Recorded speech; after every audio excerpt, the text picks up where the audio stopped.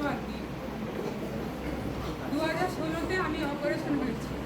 2016-তে আমি ক্যান্সারের অপারেশন হয়েছি। আমি ঈশ্বরকে ধন্যবাদ দিই যে আমি প্রায় সময় অসুস্থ হয়ে পড়তাম। আমি প্রার্থনাতেও আসতে পারতাম না, খুব অসুস্থ হয়ে পড়েছিলাম। তো আমি কিছুদিন বেশ অসুস্থ ছিলাম। এই 3 দিন যে আমি অসুস্থতা সত্ত্বেও আমি যে প্রার্থনায় আসছি, ঈশ্বর আমাকে এতটা শক্তি দিয়েছে আর এতটা শরীরটা যে আমার সুস্থ রেখেছে, আমি তার জন্য ঈশ্বরকে ধন্যবাদ দিই। কেমো নিয়েছি, 8টা কেমো নিয়েছি, 8টা রে নিয়েছি।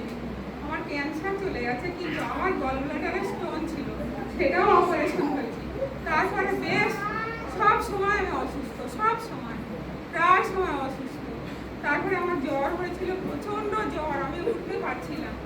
এই 3 দিন যে আমি প্রার্থনাতে আসছি ঈশ্বরের কাছে, আর আমি যে জায়গায় পাচ্ছি তার জন্য আমি ঈশ্বরকে পেয়েছি আর শক্তি পেয়েছি, তার জন্য আমি ঈশ্বরকে ধন্যবাদ দিই।